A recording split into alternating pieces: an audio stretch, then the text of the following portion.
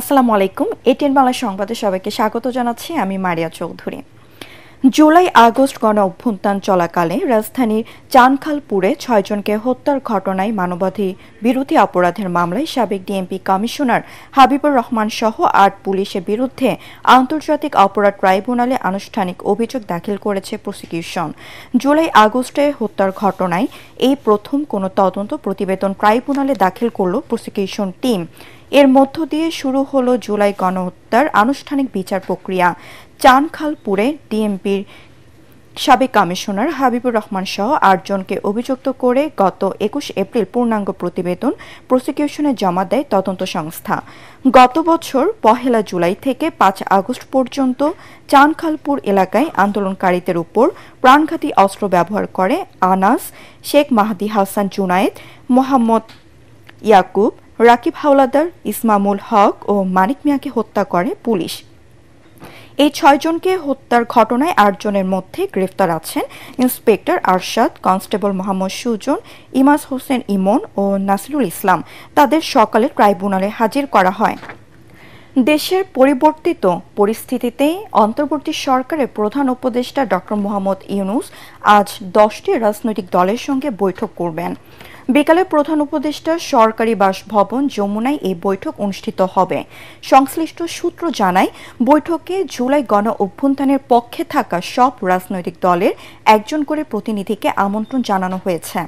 এর আগে গতকাল শনিবার বিএনপি, জামায়াতে ইসলামী ও এনসিপির সঙ্গে যমুনায় প্রধান উপদেষ্টার বৈঠক অনুষ্ঠিত হয়।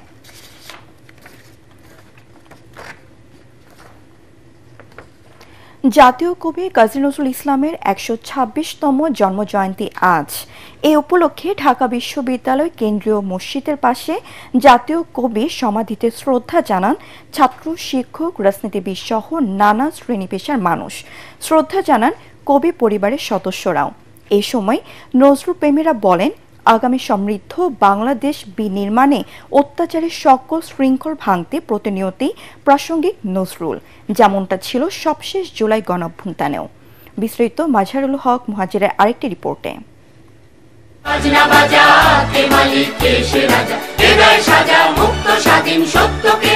১১ জ্যৈষ্ঠ ১৮৯৯ সাল। সারা জীবন অসাম্যের বিরুদ্ধে উচ্চকণ্ঠ এক কবির জন্ম হয় পশ্চিমবঙ্গের চুরুলিয়াতে।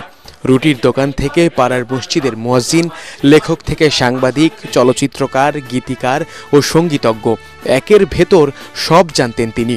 স্বাধীনচেতা এই মানুষটি শুধু একটি নাম নন, তিনি এক অনুভব, একটি সত্তা। বলছি জাতীয় কবি কাজী নজরুল ইসলামের কথা। প্রিয় কবির ১২৬তম জন্মবার্ষিকীতে তার সমাধিতে শ্রদ্ধা জানাতে ভোরের আলো ফোটার পরপরই দেখা মিলল তার ভক্তদের। যে নজরুলে তাদের এত ভালোবাসা, সেই নজরুলকে কতটা লালন করেন তারা। সকল সংকটের সময় কাজী নজরুল ইসলামের লেখনী আমাদেরকে উৎসাহ দেয়, আমাদেরকে সেই বিপর্যয় থেকে বেরিয়ে আসবার একটি পথ দেখায়। নজরুল চিরতরের জন্য আন্দোলনের একটা প্রতীক। সেটা জুলাই বলেন, আগামী দিনে যদি কোনো সংকট থাকে সেটার জন্য আন্দোলনের ভাষা নজরুলের ভাষা থেকে ধার করতে হবে আমাদের। ঢাকা বিশ্ববিদ্যালয়ের কেন্দ্রীয় মসজিদ সংলগ্ন জাতীয় কবির সমাধিতে শ্রদ্ধা জানান সংস্কৃতি মন্ত্রণালয়, ঢাকা বিশ্ববিদ্যালয় উপাচার্য সহ কবি পরিবারের সদস্যরা। বর্তমান প্রেক্ষাপটে নজরুল চর্চা বাড়ানোর তাগিদ তাদের। নজরুলের শিক্ষা সার্বজনীন এবং চিরন্তন। আমাদের শিক্ষার্থীদের তরফ থেকে একটি হল এই মহান কবির নামে করবার একটি প্রস্তাব আছে। মানুষকে বড় করে দেখেছেন এবং সমাজের যত অত্যাচার অবিচারের বিরুদ্ধে তার লেখনী নিয়ে তিনি কাজ করেছিলেন এবং স্বদেশী আন্দোলনকারীরা তার কণ্ঠে কণ্ঠ মিলিয়ে পরাধীনতার শৃঙ্খল ভেঙেছিলেন। দেশের অন্যতম বৃহৎ রাজনৈতিক দল বিএনপির পক্ষ থেকে দেখা গেল দলের যুগ্ম মহাসচিব রুহুল কবির রিজভীকে। শ্রদ্ধা জানাতে এসে তিনি বলেন, গেল ১৫-১৬ বছর তাদের অনুপ্রেরণার এক নাম ছিল নজরুল। যে প্রত্যাশা নিয়ে, যে আকাঙ্ক্ষা নিয়ে জুলাই আগস্টের যে মহাবিপ্লব এবং তার আগের ১৫ বছরের যে রক্তঝরা আন্দোলন, এই আন্দোলনের প্রতিটি মুহূর্তেই তো নজরুল আমাদেরকে উদ্বুদ্ধ করেছেন। এ সময় সরকারের সমালোচনা করে রুহুল কবির রিজভী বলেন, কোনো দলকে প্রতিষ্ঠিত করা এই সরকারের কাজ নয়।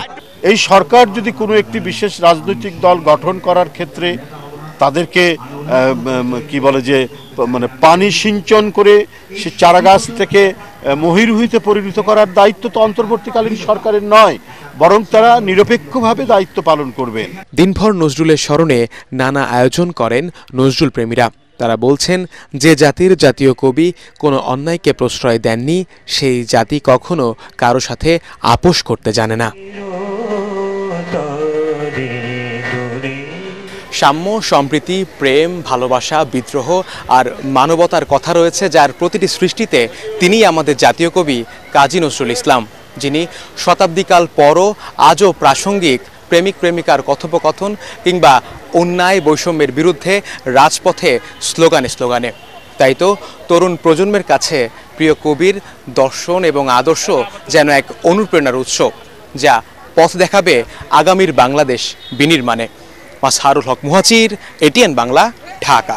দর্শক, এই মুহূর্তে আন্তর্জাতিক অপরাধ ট্রাইব্যুনাল এলাকায় আছেন সহকর্মী হুমায়ুন চিস্তি। চলে যাচ্ছি তার কাছে। চিস্তি, তদন্ত প্রতিবেদন দাখিলের বিষয়ে বিস্তৃত জানান। ধন্যবাদ মারিয়া। যেমনটি বলছিলেন যে গত 16 জুলাই থেকে 5 আগস্ট পর্যন্ত যে গণ অভ্যুত্থান এবং এই গণ অভ্যুত্থানে যে হত্যাকাণ্ড চলেছিল, সেই হত্যাকাণ্ডের প্রথম আজকে কোনো মামলার অভিযোগপত্র, যাকে আমরা সহজ কথায় বুঝি চার্জশিট, সেই চার্জশিট আজকেই প্রথম কোনো চার্জশিট এই আন্তর্জাতিক অপরাধ ট্রাইব্যুনালে জমা দেওয়া হলো। এই ঘটনাটি মূলত ঢাকার যে চানখারপুলের শিক্ষার্থী আনাস সহ 5 জনকে হত্যার ঘটনায় তৎকালীন ডিএমপি কমিশনার হাবিবুর রহমান হাবিব সহ 8 জনের বিরুদ্ধে এই অভিযোগটি আনা হয়েছে এবং এই যে অভিযোগটি ছিল সেই অভিযোগের তদন্ত শেষ হয় গত 21 জুলাই এবং 21 জুলাই তদন্ত শেষে তদন্ত সংস্থা তদন্ত রিপোর্ট প্রসিকিউশনের কাছে জমা দেন এবং প্রসিকিউশন যাচাই বাছাই শেষে আজকে অভিযোগপত্র আকারে সেটি ট্রাইব্যুনালে জমা দিল এবং এর মাধ্যমে আসলে বলা যায় যে জুলাই অভ্যুত্থানের যে হত্যাকাণ্ড, সেই হত্যাকাণ্ডের আনুষ্ঠানিক বিচার কাজ শুরু হলো। এখন পরবর্তী পদক্ষেপ সেটা হচ্ছে যে এই যে অভিযোগপত্র জমা দেওয়া হলো, এই অভিযোগপত্রের উপর শুনানি হবে যে অভিযোগপত্রটি আমলে নেওয়া হবে কিনা। অভিযোগপত্রটি যখনই আমলে নেওয়া হবে তারপরেই এই মামলার আনুষ্ঠানিক বিচার শুরু হবে, অর্থাৎ এই মামলার ক্ষেত্রে যে সাক্ষ্য প্রমাণ আছে, যুক্তিতর্ক উপস্থাপন আছে এবং সর্বশেষে এই মামলার রায় ঘোষণা করবেন হয়তো ট্রাইব্যুনাল। এই হচ্ছে আজকের বিষয়। মারিয়া, আরেকটি বিষয় জানিয়ে রাখি যে আজকে আরেকটি ঘটনার তদন্ত প্রতিবেদন জমা দেওয়ার কথা ছিল, সেটি হচ্ছে যে ঢাকার আশুলিয়ায় মরদেহ মানে মেরে ফেলার পরে মরদেহ পোড়ানোর ঘটনায় একটি অভিযোগ ছিল মানবতা বিরোধী অপরাধের। সেই অভিযোগের তদন্ত শেষ করে আজকে তদন্ত সংস্থা তদন্ত প্রতিবেদনটি জমা দেওয়ার কথা ছিল প্রসিকিউশনে, কিন্তু প্রসিকিউশন থেকে আমাদেরকে জানিয়েছেন যে এই তদন্ত শেষ না হওয়ার কারণে এখন পর্যন্ত সেটা জমা দেওয়া যাচ্ছে না এবং আজকে হয়তো প্রসিকিউশন ট্রাইব্যুনালের কাছে সময়ের আবেদন করবেন। চিস্তি, আপনাকে ধন্যবাদ। পরবর্তী সংবাদ দেখার আমন্ত্রণ জানিয়ে এখনকার মতো শেষ করছি। এটিএন বাংলা সংবাদ ইউটিউবে দেখতে দেখতে ব্রাউজ করুন youtube/ATN বাংলা নিউজ। ধন্যবাদ সবাইকে।